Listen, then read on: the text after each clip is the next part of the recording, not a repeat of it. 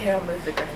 You need it? Hey YouTube, naturalprepper.com here, and I posted a video the other day, as you remember, talking about the school shootings and the mall shooting, and then I mentioned one of our friends calling us and saying, you know, she had an intruder basically that was like, it was like a zombie type situation. So anyway, she's here tonight. You guys had asked some questions, so I'm going to let her tell you, since I didn't have all the details of the story. So, this is Jasmine. Hello.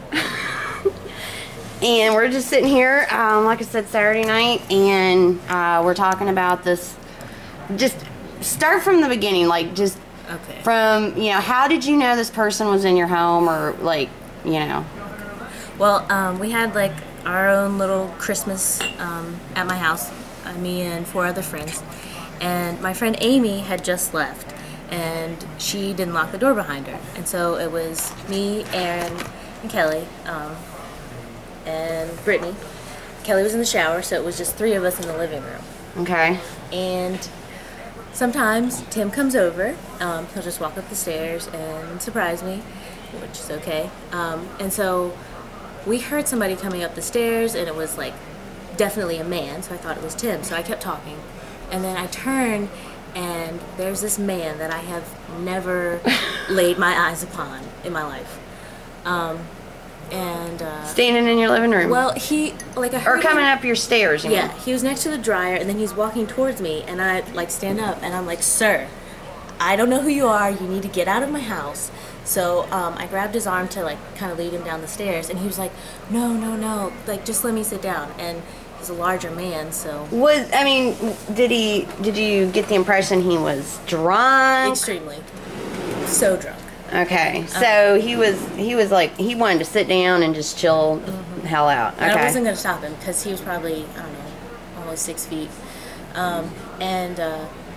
He sits down on my couch, and so I'm like, "Aaron, you know, call 911 because this guy looks really beaten up." And I went down the stairs to check and see, like, if his friends were with him or if there's anybody else. I stepped outside, which probably wasn't smart, and there's nobody out there. He's dead. I came back inside, locked the door, and then went back upstairs, and Aaron was on the phone calling 911, and my friend Brittany was talking to him because he seemed kind of out of it, but very, I don't know, kind of like a zombie, honestly, like a real one. Like his eyes just kind of dazing out, yes. Or but with mumbling and shit? Yeah. Okay. He sat down, and the first thing I saw was his eye. It's kind of swollen, and there's blood trickling out of the corner. What? Mm-hmm. Okay, like it had been hit? Yes. Okay. In a bad fight. And jeez. Then, his lips are cracked and bleeding, and there's blood coming out of the corner of his mouth. All the damage was on this side. And then his neck had the biggest hickey I've ever seen. Disgusting. And so, you know, we're asking questions to keep him awake, and Aaron's on the phone with 911, and Brittany's like, you know, do you go to school here? What's your name? And he was like, I've done something really bad, like I can't tell you my name. He's like, right now I just want to apologize to God.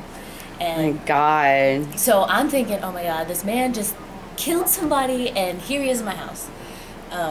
But he wasn't violent at all. He was just really drunk.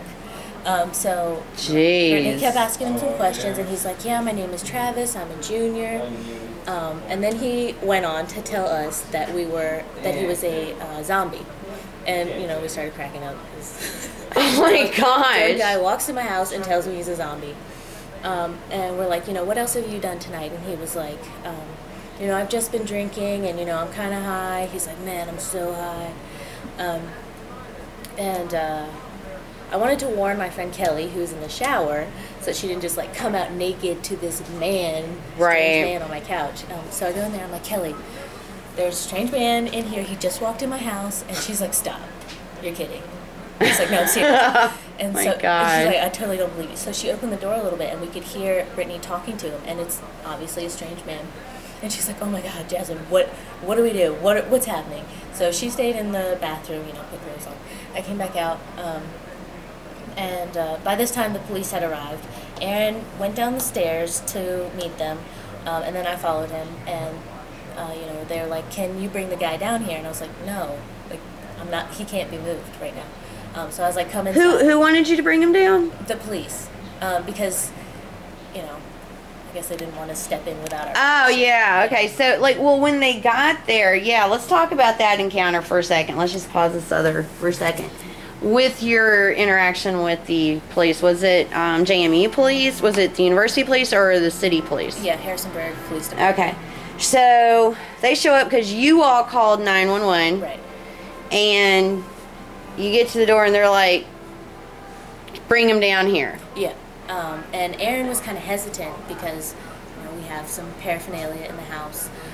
But I was like, no, come upstairs. And so, you know, with my permission, they came upstairs. Right. And they're like, you know, you have to lead us to where we're going. We can't just barge in. So we led them upstairs, and they start talking to this guy, asking him, you know, the same questions. You know, like, who are you? What's your name? And he was like, I don't have a name. And he had just told us his name. And so now, like, the story's changed. Wow. So this is amazing. This is incredible. I don't believe it's you, honestly. And so he comes. The police are up there and they're talking to him. And he was like, they were like, "What have you been doing tonight?" He's like, "I've been drinking." He's like, "Ha, officer, I had a hit from a GB." And you know. What's a GB? A gravity bong. What's that? See that white tub behind you? Like that. You fill it with water, and then you get another capsule, like the top of that water bottle, cut it off, and then stick it in there, and it forces the marijuana up into your lungs. And so it's like smoking like a ton of weed at one time. Wow, okay. Yeah, so all right. I could understand why he was saying these things, because I've hit a gravity bong and been freaked out, because it's a lot, it's a ton of weed. So he told them, you know, "Officer, do you know what a gravity bong is?" And they're like, yes, we know what a gravity bong is. Right. And then they're talking to him some more, and we're waiting for the ambulance to arrive, because, you know, they could see him and that he needed medical attention. And so he's talking, and he tells us that he is a vampire, and his name is Charlie Chaplin. And he's 2,000 years old. What? Yes. And that he is ashamed of humanity, and he's unhappy with us. And he's like, "I've come back." And then, you know, they were like, "Well, what's on your neck?" He's like, what happened to you tonight?" And he was like, "I got in a fight with a girl." And he was like, "She bit me." And like, she must have been hanging on to his neck. And it must have been a serious fight. And I guess he was drunk and kind of lost control and came back and bit her. Wow. And then he's like, "Yeah, I bit her back." And people are biting each other. Like, Yeah. that's what is so incredible about... When I'm fighting somebody, I'm thinking hands first. Yeah. Biting somebody. I mean, you know, there was the dude down in Florida who bit a face off of a Right. homeless dude. In like China or Singapore or Tokyo, you know, one of those Asian places, there was a dude, I think he was a cab driver, stops in traffic, gets out, goes to the car behind him, and pulls the woman driver out onto the street and like mauls her, eating her flesh and shit. You know, like, people are biting each other. I mean, not hitting.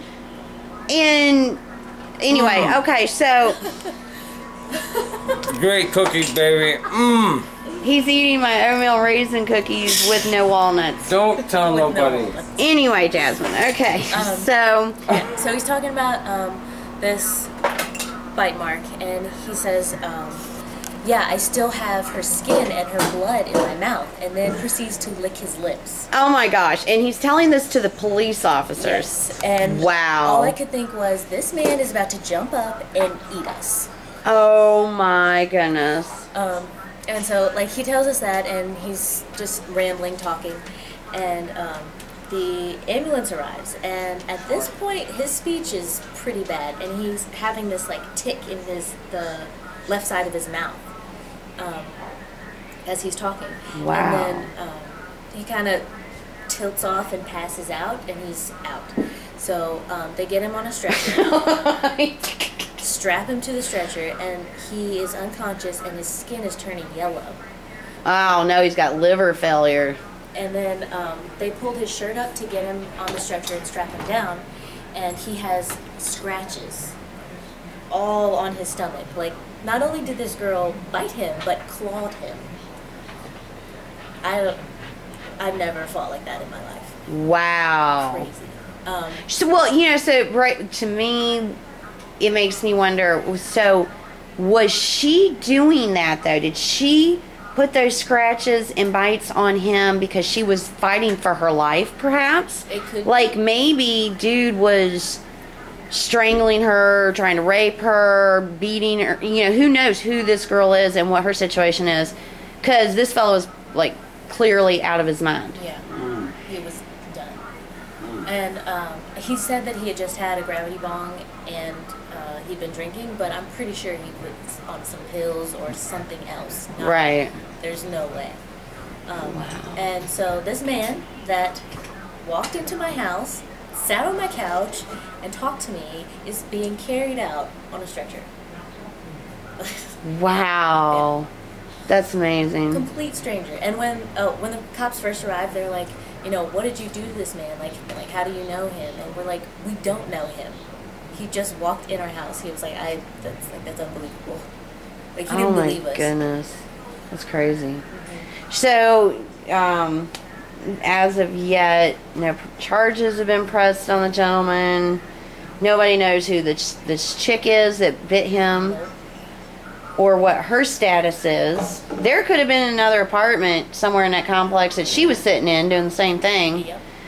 But like I said, for somebody to do that to you, they've got to be really, they got to be losing it. Yeah. I mean, if you can't even remember to hit or kick and you're scratching and biting, was she, I mean, what was her state, you know? And the thing that really, like, I don't know, freaked me out was when, you know, he said that he had bit her and still had her skin and blood and then licked his lips. Yeah, she could be dead somewhere. She could be laid off in a freaking, who knows, a tunnel or a basement somewhere. You know, that's just, that's pretty wild. Well, do you have anything else you would like to say to the YouTube channel there about the story? Or That's about it. all right, well, we appreciate you sharing with us, and 6 days left till 12/21. See you tomorrow. Peace.